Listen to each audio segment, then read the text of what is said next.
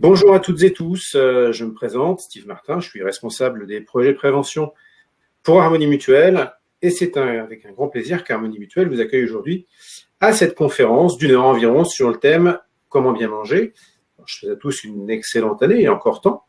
Cette conférence s'inscrit dans le cadre du programme national La santé Demain s'invente aujourd'hui, proposé par Harmonie Mutuelle depuis plusieurs années.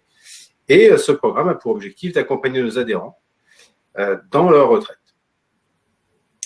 Pour cette édition 2024, nous aurons une vingtaine de webinaires qui seront programmés pour bien vous accompagner. Pour le bon déroulement de cette séance, vos micros, vos caméras sont coupés. Si vous avez des commentaires à effectuer au cours de la conférence, je vous invite à les inscrire dans l'onglet chat en bas de votre écran. Et si vous avez des questions à poser, je vous invite à les inscrire dans l'onglet questions en bas à droite de votre écran. Nous y répondrons. Florence Clément, qui est responsable de la mobilisation grand public et jeunes, éducation, service, mobilisation citoyenne et médias à l'ADEME, à qui je vais laisser la parole dans quelques instants, collabore régulièrement avec Harmonie Mutuelle dans le cadre de notre partenariat. Florence, c'est à vous, je vous souhaite à tous une très agréable rencontre. Alors bonjour tout le monde, moi je travaille en effet à l'ADEME qui est l'agence de la transition écologique et je suis ravie de partager ce moment avec vous et de vous apporter quelques conseils et quelques connaissances sur les liens entre santé et environnement et ce que nous pouvons faire tous chez nous pour améliorer les choses. Alors je vais passer directement à mon intervention. Pour vous présenter l'ADEME rapidement. L'ADEME, c'est un organisme public qui dépend du ministère de la Transition écologique, mais également du ministère de la Recherche et de l'Enseignement supérieur. C'est un organisme qui est là pour accompagner l'ensemble des citoyens, mais aussi les entreprises et les collectivités pour les aider à progresser dans une démarche de développement durable pour trouver des solutions au quotidien, dans tous les process de fabrication, sur le terrain, pour essayer d'aider tout le monde à devenir plus écologique au quotidien. Donc pour cela, on intervient sur de nombreuses thématiques. Là, aujourd'hui, on va parler d'alimentation et on intervient aussi sur les déchets, sur la mobilité, sur l'économie solidaire, mais même sur les sites et sols pollués. Voilà tout ce qui va au final pouvoir nous permettre à tous d'améliorer notre quotidien et de construire un monde plus écologique.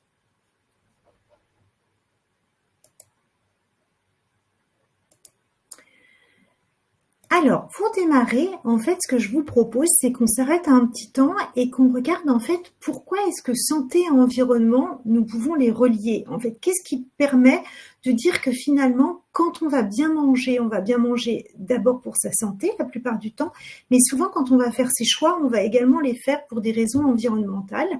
Et finalement, tout ça est très lié.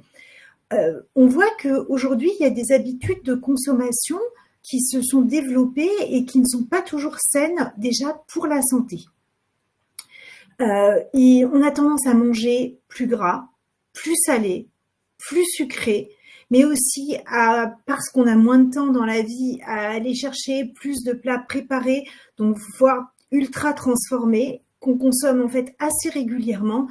Et dans ces plats qui sont ultra transformés et qui sont composés finalement d'aliments, mais aussi de beaucoup d'adjuvants pour leur donner plus de goût, pour les conserver assez longtemps, etc. Tout ça, au final, n'est pas forcément très bon pour la santé.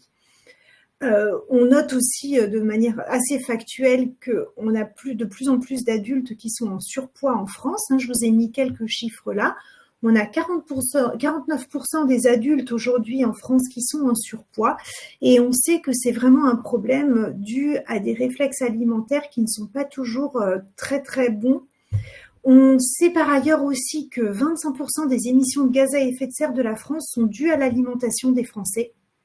Alors pas seulement à l'alimentation de ce qu'on fait à la maison, mais si on prend en compte en fait toutes les étapes qu'il a fallu pour produire des aliments dans les champs, les récolter, les emporter jusqu'à des industries agroalimentaires, les transformer, puis les mettre en magasin, les consommer et ensuite les traiter quand ils sont devenus des déchets. Si on regarde toute cette chaîne en fait du champ à l'assiette, eh bien on sait que ça a quand même beaucoup d'impact.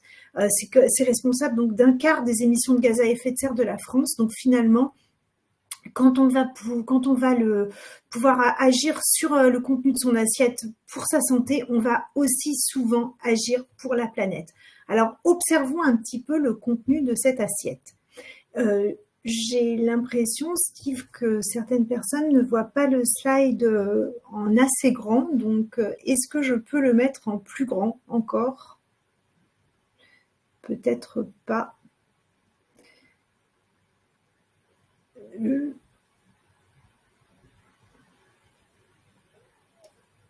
Steve, votre micro est coupé. Je ne sais pas si vous pouvez m'aider à le mettre en grand. On ne pourra pas faire plus grand, c'est écrit un petit peu petit, mais si vous lisez les commentaires, ça devrait passer.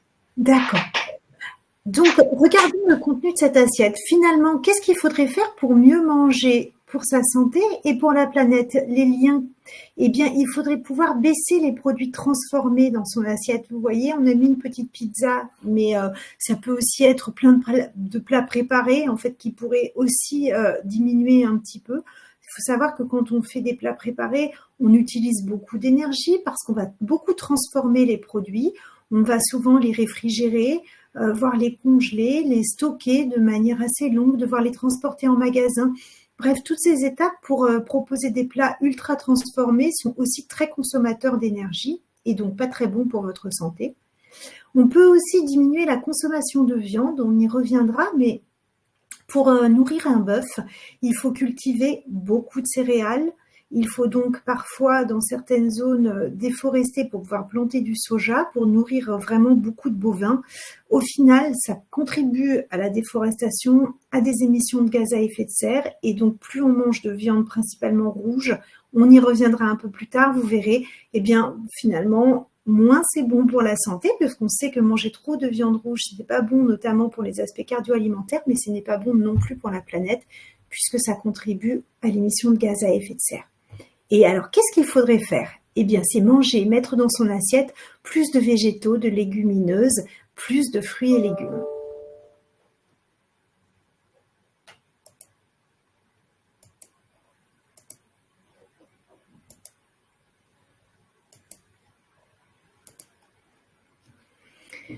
Si on continue à faire un peu le lien entre santé et environnement, vous allez voir que en fait, il y a une grosse partie des émissions de gaz à effet de serre liées à l'alimentation qui viennent de la production animale.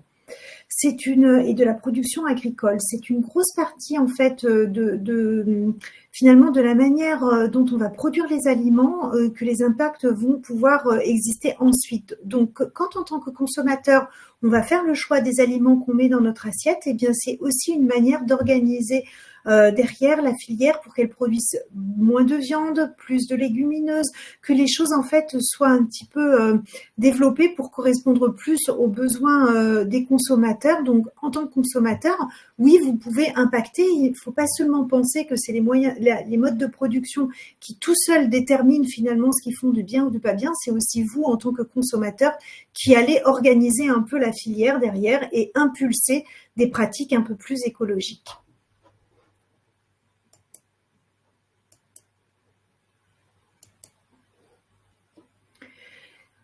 Quand on va regarder tous ces produits en magasin, on a souvent l'impression qu'il y a énormément de choses de possibles et donc on a du mal à faire la part des choses entre ce qui est bon et ce qui est moins bon. Il y a quelques petites étiquettes qui vont vous aider puisque vous avez des Nutri-Score qui vous aident à choisir des produits qui sont bien classés pour votre santé. D'ailleurs, attention parce que le Nutri-Score est en train d'évoluer. Mais vous verrez que en fait, il y a quand même des choses qui ne sont pas écrites sur les étiquettes et qu'il faut savoir. Déjà que toutes les productions agricoles n'ont pas le même impact. Donc, quand vous allez choisir des produits, eh bien, quand vous choisissez un produit de l'agriculture biologique, vous choisissez un produit qui, pour avoir été produit, a forcément eu moins d'impact que l'agriculture intensive sur la biodiversité, sur l'eau et sur les sols. Donc, choisir un produit de l'agriculture biologique, c'est déjà être dans une démarche de protection de la nature, de la biodiversité. Et ça, en fait, ce n'est pas forcément écrit sur l'étiquette. Donc, ça a un intérêt pour votre santé, mais ça a aussi un intérêt pour l'environnement. Quand vous allez choisir des produits qui sont cultivés, par exemple, hors saison, Eh bien, ce n'est pas toujours que des produits qui viennent de très loin, c'est parfois des produits qui viennent de serres qui sont chauffées. Et donc, quand c'est sous serre chauffée, certaines serres sont chauffées avec des combustibles fossiles. Donc, en choisissant par exemple de manger des tomates en hiver qui viennent d'une serre chauffée, eh bien, vous aggravez finalement le réchauffement de la planète, puisque en fait, ces combustibles fossiles qui ont servi à chauffer la serre vont partir dans l'atmosphère, vont encore aggraver le phénomène de l'effet de serre et vont permettre à l'effet de serre de devenir encore plus dense et donc plus les gaz à effet de serre sont concentrés dans l'atmosphère, plus la planète se réchauffe. Donc en faisant le choix de consommer des fruits et légumes hors saison, c'est finalement aussi une manière d'impacter sans s'en rendre compte, mais d'impacter le climat. Voilà, je vous ai mis un petit chiffre, par exemple, la production de légumes hors saison cultivés sous serre chauffée émet jusqu'à 10 fois plus de CO2 qu'une culture en plein champ. Donc, on prend souvent l'exemple de la tomate parce que la tomate, en fait, c'est typiquement le genre de légumes qu'on voit toute l'année. On a presque, vous demanderiez à des enfants, en fait, quand est la saison des tomates, ils ne sauraient presque plus vous répondre, tellement ce légume est proposé en continu, sans même, en fait, qu'on sache encore faire la distinction de la saison. Donc, je vous le dis pour mémoire, la saison de la tomate, ça va jusqu'en octobre. Hein. C'est un légume, en fait, que vous allez trouver en abondance à partir de la fin du printemps et qui est encore, en fait, un légume de saison quand on arrive en octobre. Les tomates ont besoin de beaucoup de soleil, ont besoin de beaucoup d'eau quand même, et ont besoin, en fait, pour avoir du goût, d'être souvent plantées en plein champ, en tout cas en terre. Donc, ça fait une vraie différence de savoir choisir ces fruits et légumes de saison. Et je vais vous montrer plus tard, pendant ce webinaire, comment faire pour découvrir, sans se tromper, les fruits et légumes de saison.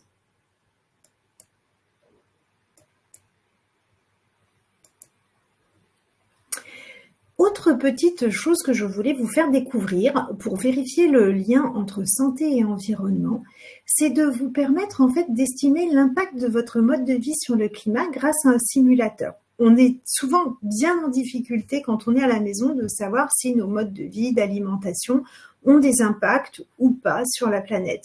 On fait les choses parce qu'on pense que c'est les meilleures et pas du tout parce qu'on s'en fiche. Et du coup, on ne sait pas forcément estimer si c'est bien ou pas bien. Vous retrouverez en fait cette présentation donnée en complément de la conférence et vous pourrez aller cliquer sur le lien. Je vous montre, on ne va pas le faire ensemble parce que ça prend un petit peu de temps. Mais quand vous cliquerez sur ce lien, je ne sais pas s'il est cliquable là, peut-être pas. Alors, c'est pas grave, vous verrez dans le replay et dans la présentation qui vous sera proposée. Je vous encourage à le faire après la conférence. Vous pourrez cliquer sur ce lien et vous découvrirez à travers une série de questions qui vous retracer un peu votre mode de vie. Vous allez découvrir où vous en êtes par rapport à l'empreinte climatique. Ça vous aidera déjà à vous repérer un peu sur vos habitudes et ce que vous pourriez changer. Donc, vous allez répondre en 10 minutes à peu près à ce questionnaire. Et ensuite, on va vous proposer toute une série de mesures pour améliorer votre mode de vie et réussir à baisser votre empreinte carbone pour le climat.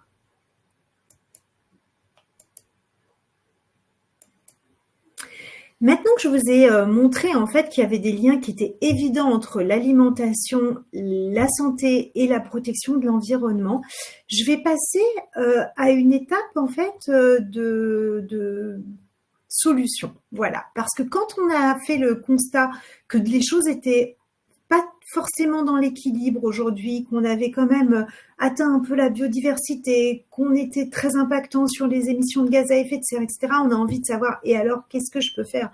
Parce que moi, dans ma vie de tous les jours, en tant que consommateur, je me sens souvent coincée.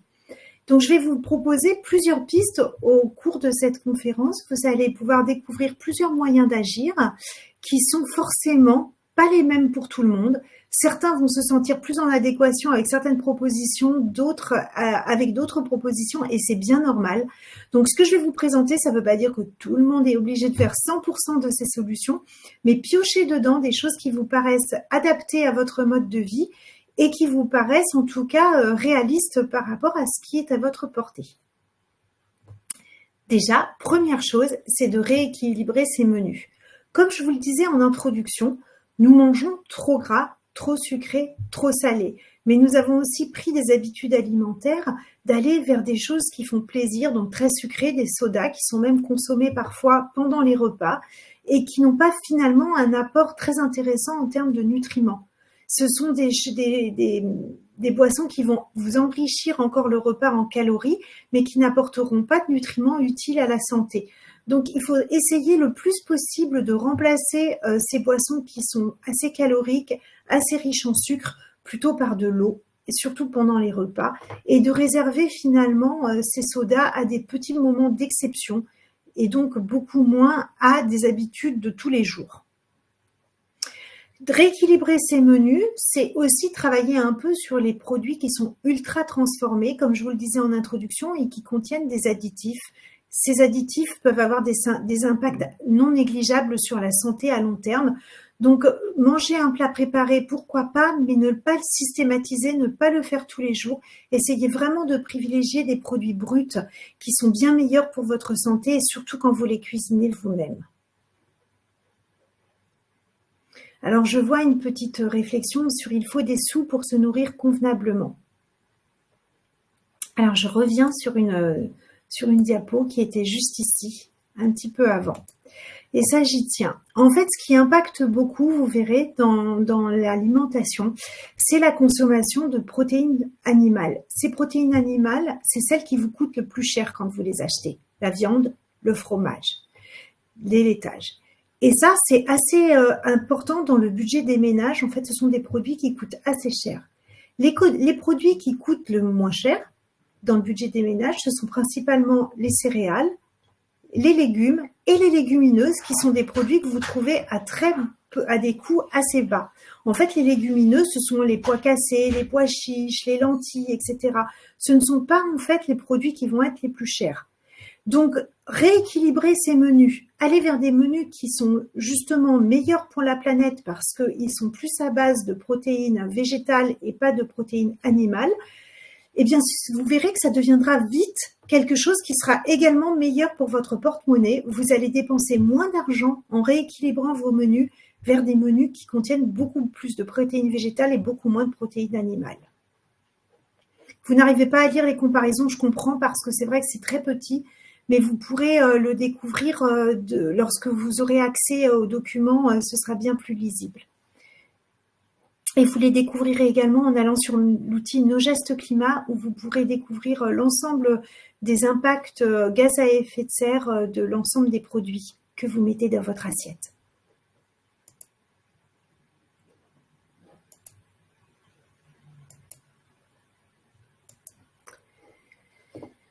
Donc, on va essayer, quand on va rééquilibrer les assiettes, de rééquilibrer également les menus.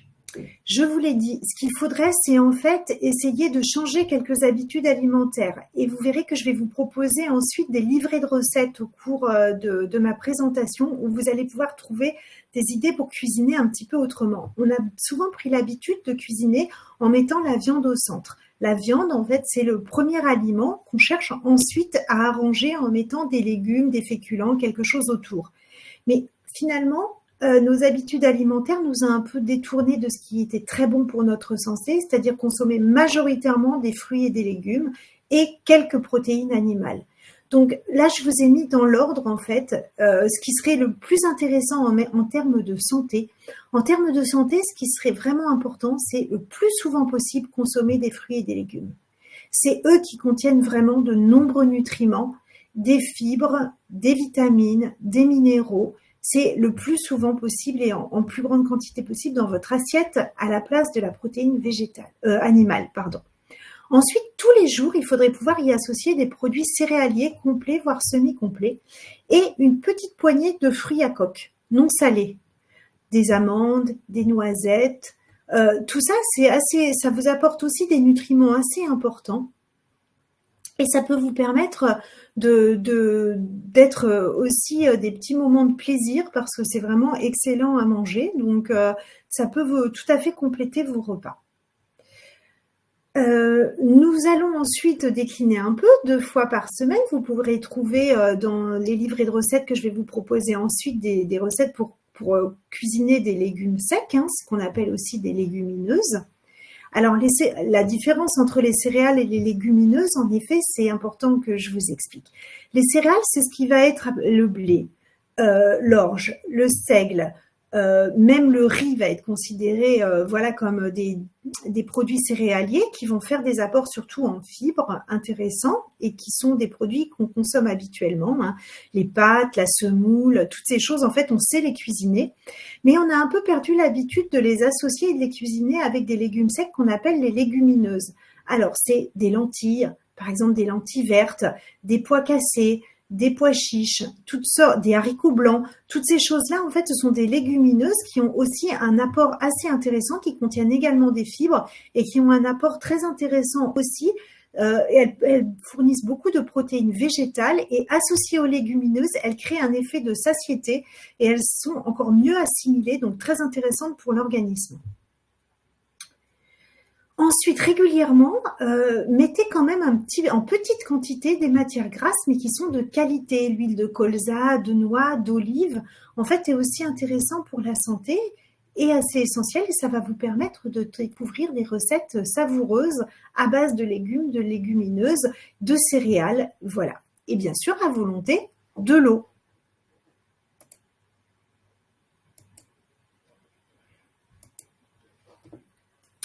Quand je vous parle de privilégier de produits de qualité, je vous en ai un petit peu parlé en introduction. Le must, bien sûr, ce sont les produits de saison et locaux et non transformés. Bien sûr, en fonction des moyens, vous pouvez aussi essayer de vous diriger vers des produits issus de l'agriculture biologique.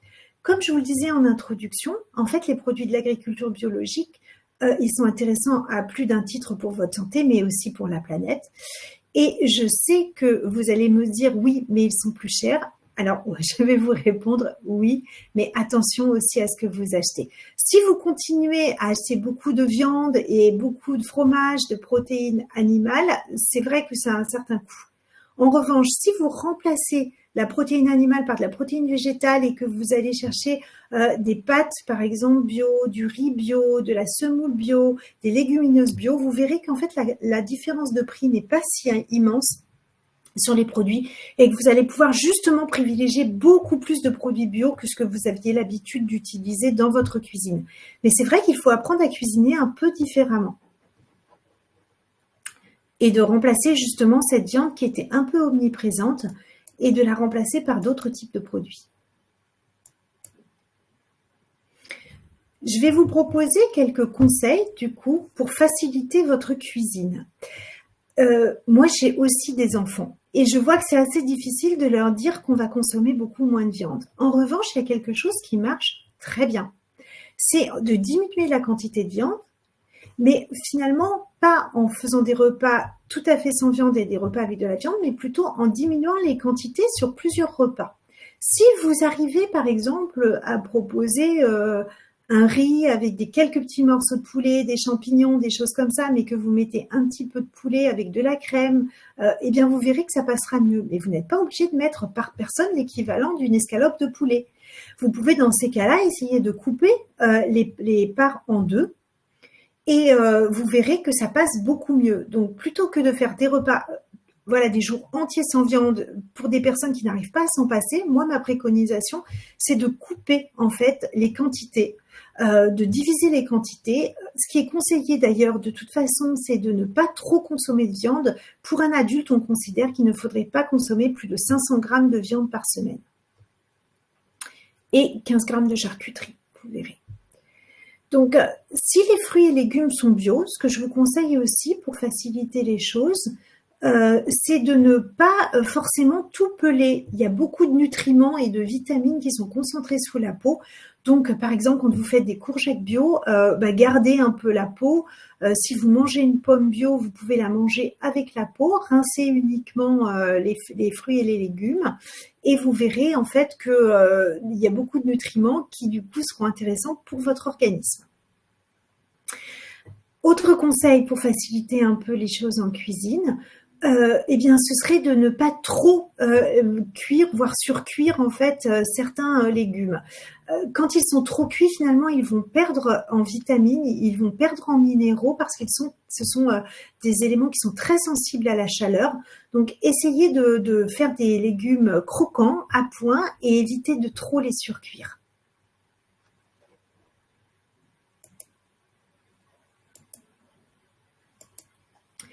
Vous allez me dire, je sais, hein, que vous n'allez pas bien voir cette fiche, mais c'était juste pour vous rappeler qu'à l'ADEME, nous produisons plusieurs documents pour aider les consommateurs et notamment des guides, des fiches qui vont vous faciliter la vie au quotidien. Et lorsque on a fait cette fiche, c'est parce qu'on avait eu beaucoup de personnes qui nous avaient exprimé leur envie de consommer plus de légumes secs, mais d'être un peu embêtés pour les identifier et ensuite pour savoir comment les préparer. Donc, vous allez voir que cette fiche que vous retrouverez donc en cliquant sur le lien qui est indiqué là, mais pas accessible immédiatement, je ne peux pas vous la montrer en très grand, mais il vous suffira après le webinaire d'aller cliquer sur cette fiche et vous découvrirez beaucoup de conseils pour cuisiner ces légumineuses. Vous allez voir qu'il y a énormément de recettes. Quand vous allez chercher sur Internet, vous allez découvrir de plus en plus de recettes avec justement ces légumineuses. Les lentilles corail, les lentilles vertes, les lentilles sous toutes leurs formes, les haricots blancs, les haricots rouges, tout ça aujourd'hui, en fait, il y a énormément de recettes assez savoureuses qui vous sont proposées. Donc, essayez de taper ces mots-clés quand vous cherchez des recettes et vous allez voir très rapidement, vous allez découvrir de nouvelles façons de cuisiner et de consommer des choses qui seront très bonnes pour vous et très bonnes pour la planète. Si jamais vous ne trouvez pas tout ce qu'il vous faut sur des sites de cuisine, vous allez aussi pouvoir trouver des idées de recettes dans notre livret de recettes. Et vous cliquerez sur ce lien. Nous avons un livret de recettes des 4 saisons qui va proposer justement des recettes à base de légumes et de légumineuses et qui sont adaptées par saison parce qu'ils vont utiliser justement les légumes, les légumineuses du moment et vous proposer des idées de recettes pour l'automne, pour l'hiver, pour le printemps et pour l'été. Voilà, donc il vous suffira d'aller cliquer sur le lien et vous arriverez sur la librairie de l'ADEME où vous pourrez télécharger tous ces documents gratuitement. Ils sont accessibles gratuitement et pour tout le monde. Donc, vous n'avez pas besoin de payer pour découvrir des informations et vous pouvez tout à fait ensuite les télécharger et les transmettre à d'autres personnes de votre entourage si vous trouvez que les recettes sont bonnes, savoureuses et qu'elles méritent d'être partagées. Pour vous aider, nous avons aussi un calendrier des fruits et légumes de saison.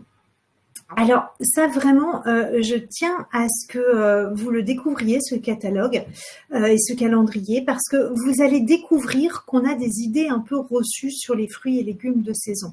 On s'y perd un peu, par exemple, sur la date du kiwi. Et oui, le kiwi, on le consomme encore en mars. Il y a du kiwi qui vient de France. En janvier, en revanche, qu'est-ce qu'on peut manger vraiment? Eh bien, aussi du kiwi, mais des betteraves, les poireaux, les navets, etc. En fait, il y a quelques légumes. Je dirais que les légumes d'hiver sont plutôt bien connus. Mais vous verrez que les légumes de printemps, qui est une période un peu creuse où on se demande souvent, en fait, quels sont les légumes de printemps et les légumes d'automne. En fait, sur ces deux périodes, printemps et automne, on a souvent des gros doutes.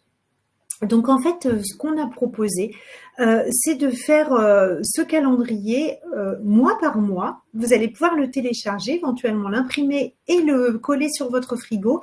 Et comme ça, vous découvrirez mois par mois, en fait, les fruits et les légumes qui sont vraiment de saison et qui, du coup, seront disponibles localement. Vous n'aurez pas besoin d'importer de pays assez lointains. Et puis, ça va vous aider aussi à vous dire que vous allez faire progresser vos recettes, du coup, de mois en mois et faire découvrir, pourquoi pas, à votre entourage des fruits et des légumes qui n'avaient plus l'habitude du tout de goûter.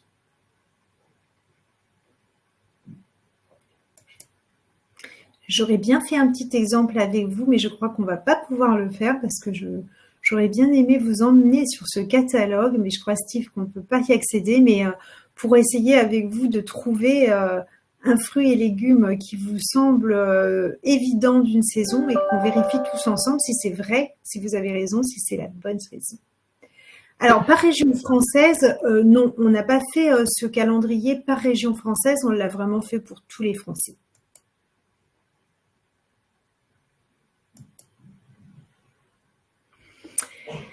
Maintenant, moi qui suis également maman, je sais que quand on est entouré d'enfants, c'est pas toujours facile justement de savoir comment est-ce qu'on peut faire pour donner le goût aux enfants de tous ces nouveaux produits et également pour les aider à mieux comprendre. Alors, à l'ADEME, nous avons beaucoup d'informations qui sont également pour la jeunesse. Notamment, nous avons un site qui s'appelle Mtater. Vous pouvez le trouver en cliquant www.mtate2re.fr. Je vais d'ailleurs vous l'entrer tout de suite et vous verrez que tout est expliqué pour les enfants et qu'ils pourront découvrir pourquoi c'est important de bien manger pour la planète. Je ne l'avais pas mis dans ma présentation, mais je me dis que ça pourra peut-être vous intéresser si vous avez des enfants autour de vous, d'aller découvrir ce site.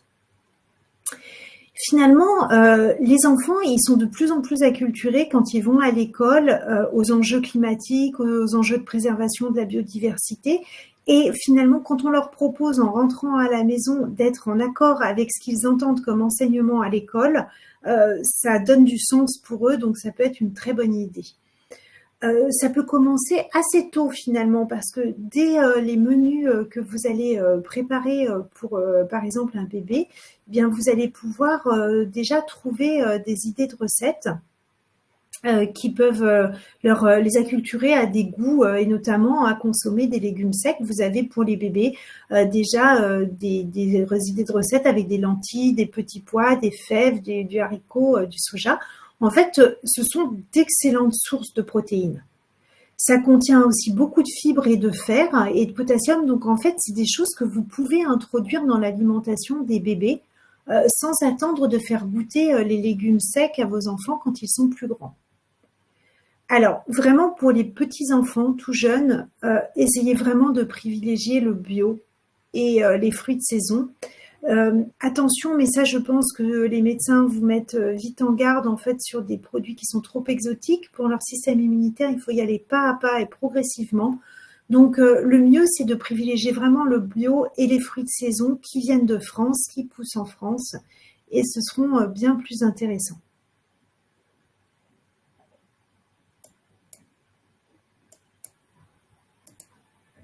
Ensuite, lorsque les enfants grandissent et qui vont à l'école, ce qui est intéressant, c'est de continuer à prolonger ce qui est un peu en train de se mettre en place à l'école. Quand vos enfants sont à la cantine, aujourd'hui, ils sont déjà... ils ont vu les choses évoluer. Vous, en tant que parent d'élèves, vous avez aussi vu les choses évoluer. En fait, aujourd'hui, dans les cantines scolaires, vous avez plus de fruits et de légumes locaux. Vous avez des repas bio, puisque c'est une obligation réglementaire d'avoir un certain nombre de repas bio. Vous avez aussi, dans certaines écoles qui sont assez favorables à ça, des journées sans viande, où pendant une journée, on va faire des menus végétariens et on va faire découvrir aux enfants d'autres types de produits. Vous avez vu disparaître aussi dans les cantines scolaires tout ce qui était un peu sous forme de plastique. Aujourd'hui, les enfants n'ont plus autant de portions individuelles ou de présentations sous forme de petites barquettes plastifiées. Donc, les enfants comprennent en fait que notre monde est en train d'évoluer et que notre façon de nous alimenter a de l'importance pour protéger l'environnement. Ce qui est important en tant que parent, c'est de continuer cette démarche. Quand vous proposez à vos enfants des goûters que vous mettez dans le cartable, ce qui serait intéressant, c'est de continuer à leur proposer des choses qui sont en adéquation avec ce qu'ils entendent, ce qu'ils comprennent des enjeux environnementaux à l'école, et par exemple de leur proposer une boîte à goûter en limitant tous les produits qui sont ultra transformés. Par exemple, remplacer, comme c'est sur notre photo, remplacer des petits gâteaux très emballés, très sucrés, parfois très salés, par une tranche de pain. Du pain par exemple complet ou du pain avec des fibres, et pourquoi pas leur donner 2 morceaux de chocolat s'ils aiment manger du pain avec du chocolat, et mettre ça dans une boîte à goûter. Leur mettre à côté quelques fruits Pourquoi pas pour les enfants aussi des fruits secs, hein, et des fruits à coque, quelques amandes, quelques noisettes, des noix. Ils peuvent tout à fait les croquer assez facilement au goûter. Et pas besoin d'être vraiment d'avoir un super truc. En fait, ça tient dans une boîte. Donc voilà, de proposer des fruits de saison. Et alors, pour les parents en fait qui le souhaitent aujourd'hui, si vous voulez proposer des compotes, vous pouvez très facilement vous passer des petites compotes individuelles et plastifiées qu'on achète toutes faites, parce que vous trouvez facilement des pochons à compote. En fait, ce sont des petits pochons que vous pouvez remplir de vos compotes maison, qui se vissent exactement comme des petits pochons que vous avez, qui sont faits industriellement. Et vous pouvez du coup remplir ces petites poches à compote, et votre enfant pourra bénéficier de compotes que vous avez préparées à la maison avec des fruits et légumes de saison. Et en fait, les enfants finalement adorent des choses qui se croquent, qui se prennent dans une petite boîte, même éventuellement qui se partagent facilement. Et c'est assez facile de remplacer une bouteille d'eau ou des petites briquettes individuelles par une gourde qu'on remplit soit avec un peu de jus de fruits, soit avec de l'eau, et puis des petites poches à compote, et puis un pain, et puis du pain, et puis un petit morceau de chocolat.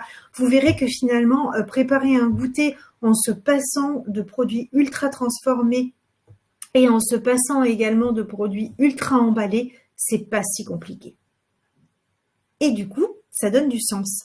Et quand vous allez proposer ça à vos enfants, vous êtes en train de leur permettre de comprendre que eux sont en train de démarrer un autre monde. Tout le monde est en train de construire un monde de demain où justement l'environnement, la santé auront plus de place. On va aussi essayer de faire en sorte que tous les individus comprennent qu'on est tous ensemble pour construire un nouveau monde et qu'on ne peut plus continuer. Notre monde actuel a montré des limites. On sait aujourd'hui que notre façon de consommer n'est pas durable. On sait que les impacts environnementaux sont assez importants et que malheureusement, il y a des pollutions qui sont de plus en plus contraignantes et impactantes pour notre santé.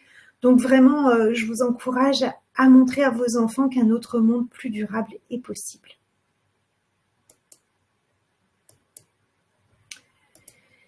Si vous avez besoin d'en savoir plus sur les enjeux environnementaux, là je vous ai donné des grandes lignes qui sont vraiment, qui remontrent le problème, mais d'une façon assez synthétique. Mais en revanche, si vous avez besoin de vraiment mieux comprendre quels sont les enjeux environnementaux, quels sont les impacts, à quel niveau, qu'est-ce que vous pouvez faire, je vous encourage vraiment à aller télécharger 2 guides qui ont été produits par l'ADEME. Un guide qui s'appelle « Une alimentation plus durable en 10 questions ». Ce guide va vous va vous refaire le point sur les différents enjeux aujourd'hui auxquels on est confronté quand on est un consommateur, mais également auquel est confrontée toute l'industrie agroalimentaire, depuis les producteurs jusqu'aux transformateurs, et ce qu'on peut faire. Je ne vous ai pas parlé de quelque chose qui est pourtant assez essentiel, et je m'en excuse, c'est le gaspillage alimentaire. Aujourd'hui, en France, on jette énormément d'aliments. Alors, nous tous, quand on nous pose la question, on a l'impression de ne pas gâcher grand-chose, parce qu'en fait, ce sont des petits grammes qui sont jetés très régulièrement à chaque repas. Mais au final, nous jetons par personne, par Français, 30 kilos de nourriture par an à la maison. Si on additionne à cette quantité ce qu'on jette lorsqu'on prend des repas à l'extérieur, on va jeter en plus 20 kilos de nourriture. Donc si vous regardez ce que ça représente à l'échelle d'un foyer par an, c'est-à-dire que chacun de nous jette 50 kilos de nourriture. En fait, ça a aussi un très gros impact, et vous allez découvrir en lisant ce guide d'une alimentation plus durable en 10 questions. Vous allez par exemple découvrir l'impact du gaspillage alimentaire. Tout ce qu'on pourrait éviter, en fait, finalement, cultiver des champs, produire des aliments, consommer de l'énergie pour les fabriquer, pour les transporter, pour les réfrigérer, pour les stocker, etc., pour qu'au final ils soient jetés, vous allez découvrir à quel point ça a un impact. Et je pense qu'en fait, à tête reposée, ça vous permettra de mieux comprendre pourquoi on dit que l'alimentation, une meilleure alimentation, a vraiment beaucoup d'importance pour votre santé certes, mais également pour la planète. Donc voilà, je vais vous laisser découvrir juste après cette conférence, en fait, ce guide qui s'appelle Une alimentation plus durable en 10 questions. Mais je vous encourage aussi à aller télécharger et à consulter le guide que nous avons coproduit avec Harmonie Mutuelle et qui s'appelle Préserver sa santé et la planète.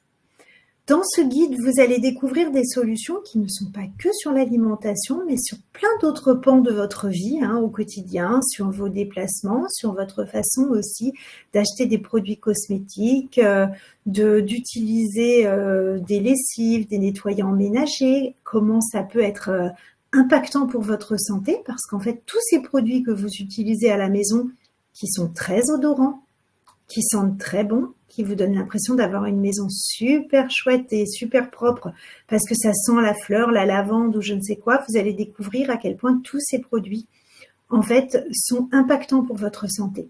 Que des produits qui sentent très bons sont souvent des produits qui émettent beaucoup de composés organiques volatiles, des particules qui sont créées chimiquement et qui sont très irritantes pour vos voies respiratoires. Donc au final, quand vous avez une maison qui sent très bon, c'est souvent un problème de pollution chez vous qui est omniprésente. Évitez par exemple les sprays odorants, évitez les petites mèches qui sentent longtemps et très fort dans les toilettes, évitez les parfums d'intérieur qui brûlent. Tout ça, ça émet beaucoup de composés organiques volatiles et ce n'est pas du tout bon pour votre santé. Donc vraiment, je vous propose, après cette conférence, d'aller découvrir ce guide Préserver sa santé et la planète, qui va vous donner d'autres aspects pour préserver votre santé, en plus de ces aspects alimentation que nous avons vus aujourd'hui. Je rebondis juste, Florence, sur ce que tu viens de dire. Effectivement, les deux guides sont à télécharger. Dans l'onglet Apps en bas, ils sont disponibles. Il y a juste à cliquer sur télécharger. Et comme il nous reste un petit peu de temps et qu'effectivement, il y a pas mal de questions sur le sujet, mais on a réorienté les éco-gestes plutôt sur l'alimentation et que les gens souhaitaient qu'on balaye plus largement. Et c'est normal parce que dans le teaser, moi, j'avais évoqué plusieurs sujets, mais je prends ça pour moi. Est-ce qu'on a en quelques minutes la possibilité de donner quelques astuces sur le deuxième guide ou pas, si c'est possible ou pas, Florence? Au-delà du savon et voilà, quelques astuces vraiment sur la manière de vivre son quotidien, en plus de l'alimentation. Alors oui, sur ça, la manière de vivre son quotidien, c'est vrai que vous allez le voir en consultant le guide, mais en fait, il y a beaucoup de choses qu'on ne sait pas. On ne sait pas, par exemple, que quand on lave le linge, ça ne sert à rien de mettre beaucoup de lessive pour que le linge soit mieux lavé. Par exemple, vous allez découvrir ça.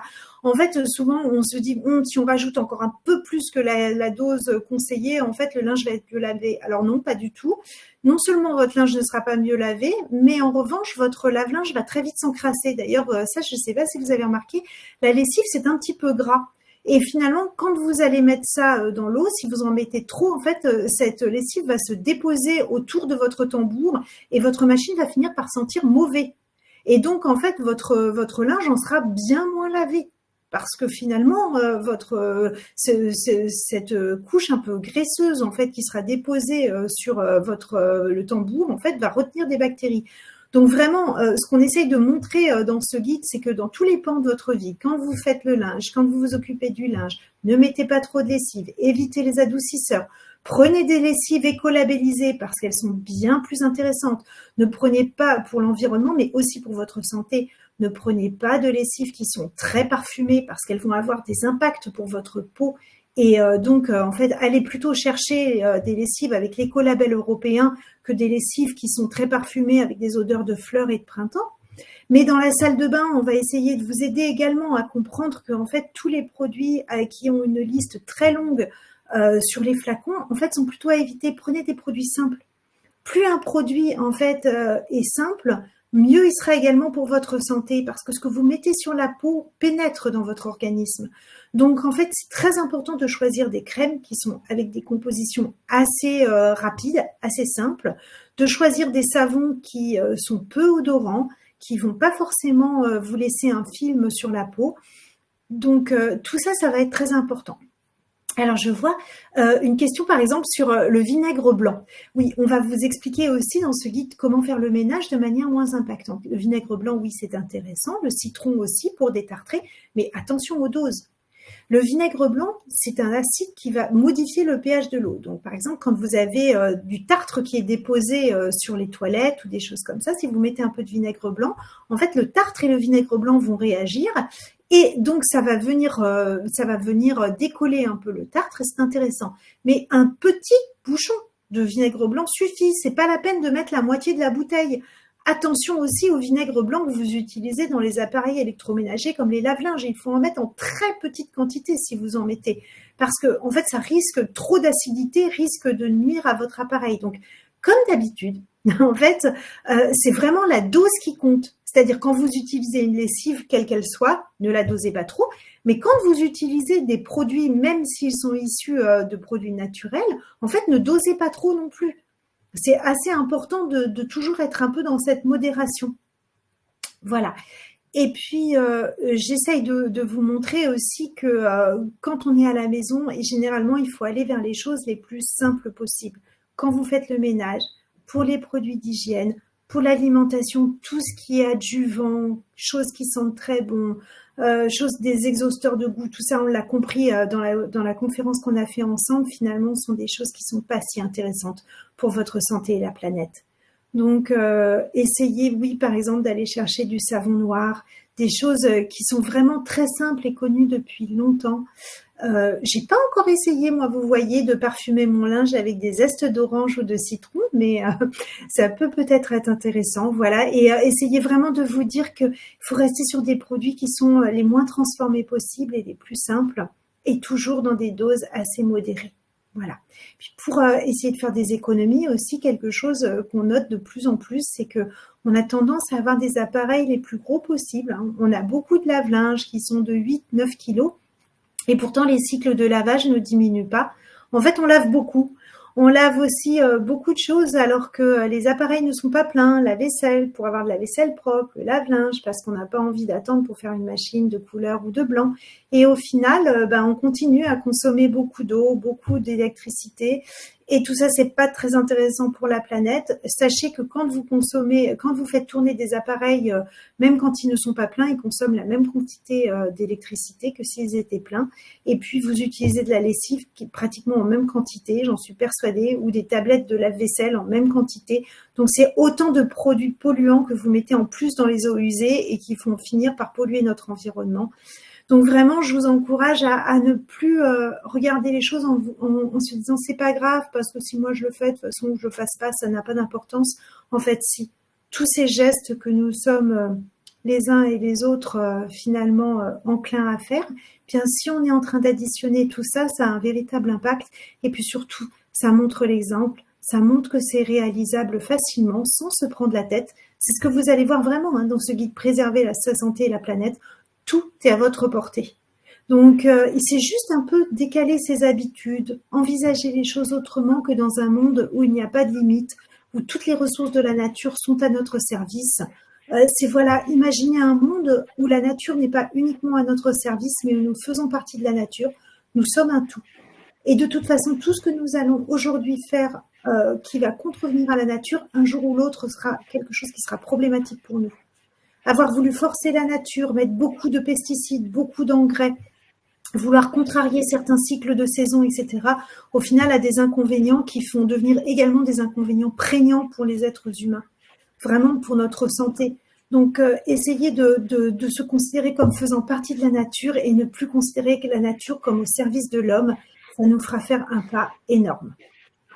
Alors, du coup, je vous parle, j'ai pas le temps de lire toutes les questions, donc peut-être. Il y a pas mal de questions. Ouais. Alors, surtout sur la deuxième partie, du coup, sur le guide Préserver sa santé et la planète, je les prends un petit peu dans le désordre, mais est-ce qu'il vaut mieux passer un appareil à vapeur plutôt que de désinfecter avec des détergents et une serpillière? Tout à fait. C'est une très bonne idée. La vapeur a des grandes vertus. Et ça a l'intérêt, ça a un tout petit inconvénient, mais minime, c'est de dégager de l'humidité chez vous. Donc, il faudra penser à ouvrir un peu les fenêtres. Mais sinon, c'est merveilleux. Avec la vapeur, en fait, vous pouvez nettoyer sans avoir besoin de produits chimiques. Vous pouvez nettoyer des tapis, vous pouvez nettoyer les sols, vous pouvez nettoyer les vitres, vous pouvez vraiment nettoyer des carrelages, même muraux. Donc, en fait, c'est très intéressant, en fait, de pouvoir nettoyer à la vapeur.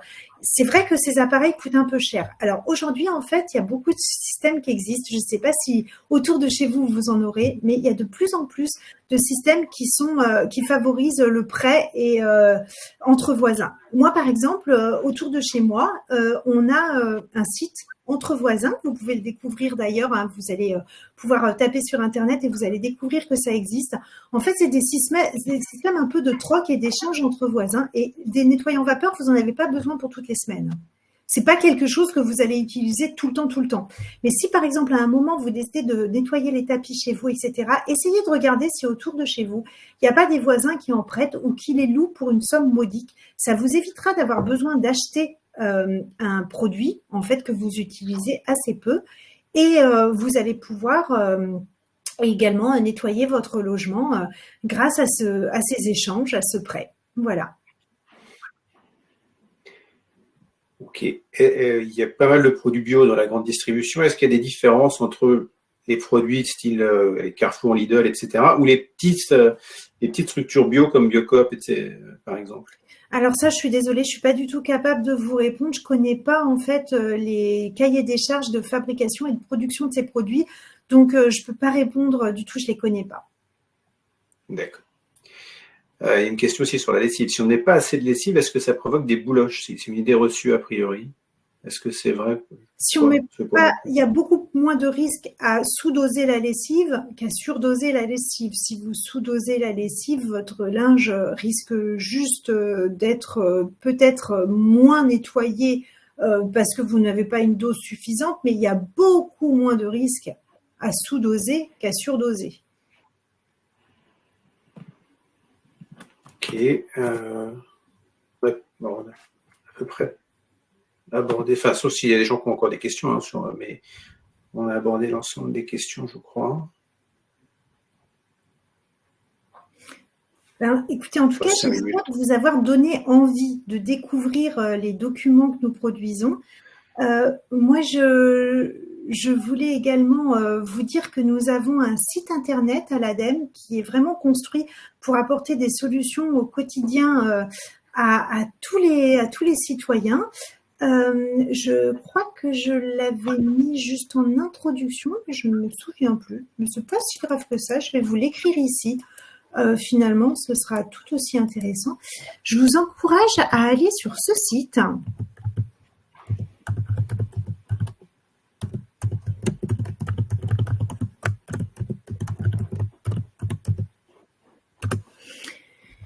Quand vous irez sur ce site, vous allez voir, vous avez une rubrique pour les particuliers, pour les entreprises, pour les collectivités et même pour les enseignants. Si certains d'entre vous sont enseignants, vous verrez que l'ADEME fournit un grand nombre de documents pédagogiques pour parler aux élèves. Et vous allez pouvoir, en allant sur ce site, découvrir énormément d'outils et de solutions adaptées à votre quotidien.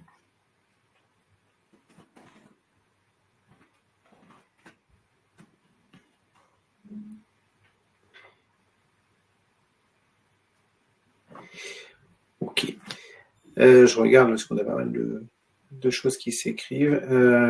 Qu'est-ce qu'on fait les détritus écolos? Les détritus écolos, que devons-nous faire? Alors, je pense que c'est peut-être des biodéchets dont on parle. J'en suis pas sûre. Alors, si c'est des déchets de cuisine dont on parle, les déchets de cuisine, il y a aujourd'hui plusieurs solutions. Depuis le 1er janvier, votre mairie a mis en place une solution pour récupérer les déchets de cuisine que vous n'allez pas composter dans le jardin. Ils vont être récupérés, ces déchets de cuisine, et ils vont être par la collectivité. Vous avez plusieurs systèmes, soit du ramassage en porte-à-porte, soit il faut les amener dans des bacs, etc. Mais en tout cas, ces biodéchets, ils vont être récupérés et la majeure partie du temps, soit partir en compostage industriel pour produire des amendements pour ensuite être mis dans les champs, Ou alors sinon, ils peuvent aussi servir à être méthanisés. Ils vont être mis dans des usines de méthanisation où ils vont fermenter mais sans apport d'oxygène, ils vont produire un gaz, c'est ce qu'on appelle le biogaz qui va être réutilisé ensuite dans des transports. Par exemple, il y a des bus de ville qui roulent au biogaz, voilà. Et c'est une autre façon de valoriser ces déchets plutôt que de les mettre dans la poubelle du tout venant. S'ils sont mis dans la poubelle du tout venant, en fait, ils peuvent plus servir à rien.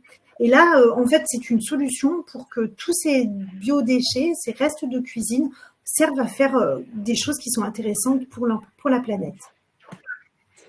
Alors, en effet, aujourd'hui, toutes les villes n'ont pas encore mis en place une solution, mais progressivement, elles vont le faire. Aujourd'hui, il y a à peu près déjà la moitié des Français qui a une solution à sa portée pour pouvoir soit proposer ces déchets dans un compostage collectif, soit les apporter dans des bacs pour que ce soit ensuite méthanisé.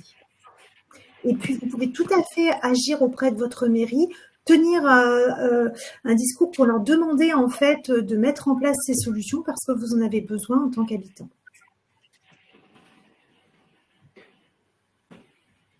Est-ce qu'on peut avoir un conseil ni trop, parce que j'ai regardé aussi le préserver sa santé, un conseil ni trop chaud ni trop froid, Florence? Ah, alors pendant l'hiver, c'est vrai que ces derniers temps et avec les grands froids, on s'est demandé en effet quelle était la bonne température. Chez vous, vraiment, ça va dépendre, ça, c'était important, en effet, merci Steve que vous me laissiez la parole là-dessus.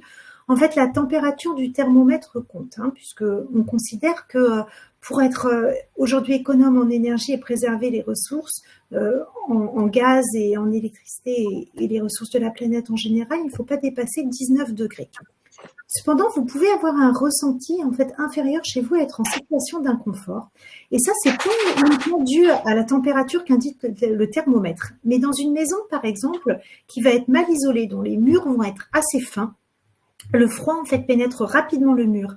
Et quand il y a une grosse différence entre la température du mur et la température de la pièce, eh bien votre corps il absorbe le froid du mur. Et vous allez avoir un ressenti moindre. Par exemple, vous avez un mur qui est à 14 degrés alors que vous chauffez à 20 degrés. Eh bien, vous allez avoir un ressenti de 17 degrés. Et vous avez l'impression, en fait, que 19 degrés ne vous convient pas. Mais c'est en fait parce que votre mur absorbe le froid parce qu'il est mal isolé. De la même manière, dans une maison qui va être très humide, vous allez avoir une sensation d'inconfort permanente et un ressenti, en fait, qui va être moindre que la température que vous indique le thermomètre. Donc, souvent, quand on parle d'inconfort à 19 degrés, en fait, c'est parce que les maisons ont d'autres points faibles. Ce sont souvent des maisons mal isolées, avec des infiltrations d'air et qui sont humides. Et donc, cette notion de température, en fait, est assez importante à expliquer parce que souvent, ça vous révèle quelques points faibles.